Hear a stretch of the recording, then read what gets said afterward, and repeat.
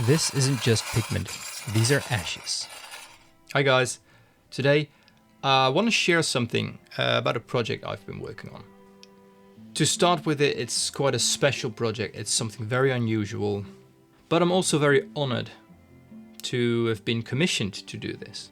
So let me first start where it all began. A while back I did a video on Mummy Brown, and Mummy Brown is quite an unusual pigment. It's very rare, but also unusual in the way of its origin. Genuine Mummy Brown made out of Egyptian mummies. And as gruesome as that might be, not only sound, but it literally is, it's part of pigment history, it's part of art history. And I wanted to share that. It's not something I would sell, it's not something that I would encourage people to look for, because these things should be respected, and it's not really ethical to work with it. But I wanted to share that part, since we only read about it or see pictures.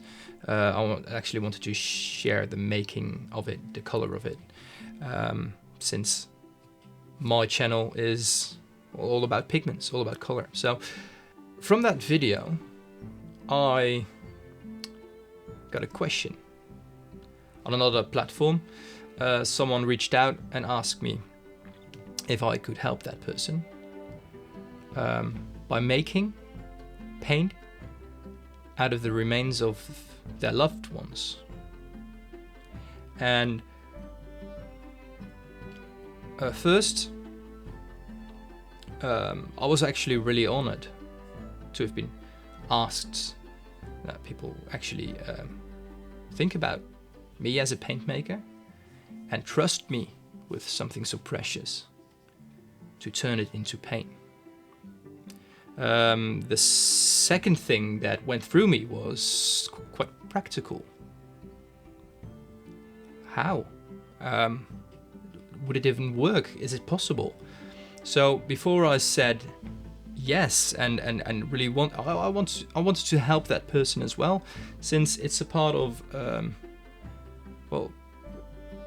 honoring and remembering their loved ones in a different way. Some people make little jewels out of it, and we're talking about ashes in this case.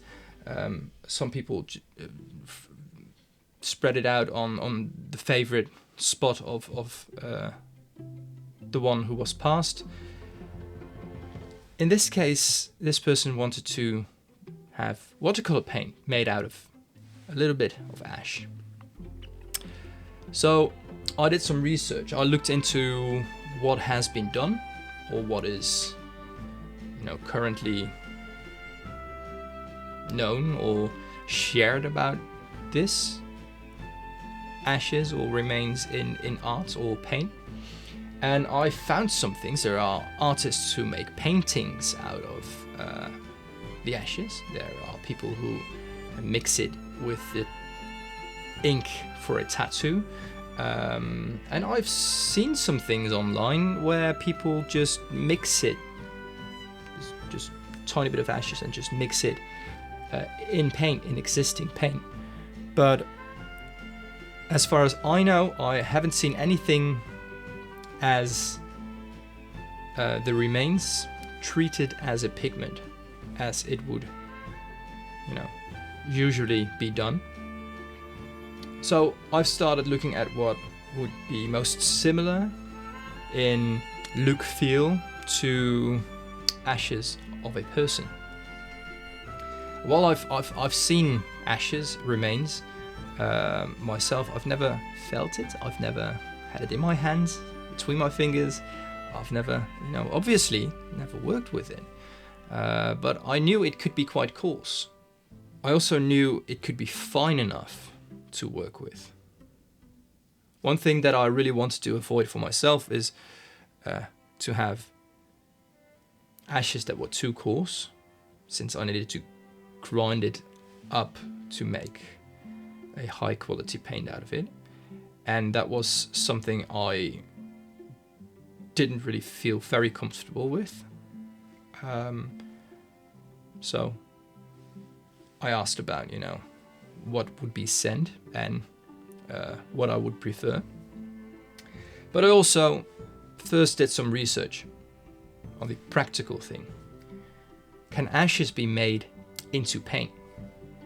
So I'm going to take you along with that research. I'm going to show you what I've done. I can't share everything because I didn't record everything, unfortunately. But I'll tell you along the way. So right here I have ashes that actually came from my barbecue. Before this I tried ashes from a fireplace, but that was just too dusty. This is a summer long barbecue, ashes remains, there's a fattiness, there's debris, all kinds of stuff in here that make it quite crunchy, as you'll hear. I did put it through a sieve before I started with this, to get it as fine as possible, but as you notice here, there's quite a lot of bigger pieces in it. I actually don't mind because I think I kind of fear that this is quite accurate when I think about the real thing. But my main goal here was to see what does this feel like, how does this work as making a paint out of it. So, like I said, I tried ashes from a fireplace. I tried burnt bone pigment, so there's bone white, bone black, things like that. It's because it is a processed pigment which I buy. That is all very fine. That all isn't comparable to remains. So there's a difference between. Thankfully, there's a difference between remains and pigments. But I need to prepare for working with remains. So, as you notice, it gets smooth quite easily. It crushes, the glass is enough for it. And I have to say, it looks like, and it feels like, an actual watercolor paint. So I'm quite pleased with this. So my next step would be swatching, see how it dries, how much does it shrink, how much a binder does it need, things like that. I haven't recorded that. I haven't recorded fireplace ashes, unfortunately, because there's too much enthusiasm and experiments, because I wanted to be sure that I could do this. So unfortunately, no recordings of all the experiments, but here I'm making this paint. This is part of the process, and I'm actually treating it as if it is a regular pigment, just a pigment that I would usually buy. Comparing it to a pigment, right now it looks like a raw umber. It feels like a mineral paint. It is smoother now than a mineral paint, and I noticed that it dries quite quickly on the slab. So, I don't know about its light fastness, but I can imagine ashes and this debris losing loads of its color, since it actually doesn't have a lot of color. So let's see how it smoothens out here, and see if it's usable as a paint. This looks quite promising. So swatch time. I can kind of imagine what it feels like since I've worked in it on the slab. But how it acts with water is always kind of a surprise with things like this. Does it granulate? Does it, there's fattiness in it, so it isn't as hot as remains have been burned. This is just a barbecue, so drippings and stuff like that. Maybe it rejects the water, but it looks like it is actually laying down pretty nicely. I need a little bit more pigment, to see how it acts wet and wet and how it spreads on the paper, but after this I'm going to let it dry. And I'm also going to have a look what it looks like up close. And if you know my channel, you might know what I mean with that when I say look at it from up close. It is not the zooming in part that you see right now, but what would ashes from a barbecue look like under the microscope? I'm quite curious. So let's have a look. So this is under the microscope, but I have to say my phone adapter was kind of dirty, so there are specks, and it is in the binder. So I didn't put the pure pigment on it. It's not a scientific reference, but it is interesting to see how many colors there are here, especially the browns and the crystal-like transparent pieces. So I'm putting it under cross polarization light with a retardation plate, which you see right now enhances the contrast, as well as shows different bifringent properties of the material I'm looking at, but I don't know nearly enough of it to see what is what. So as you could see, that actually worked. It ended up being a paint that painted out beautifully on paper. It had some texture to it. It had a nice color. The dispersion went beautifully.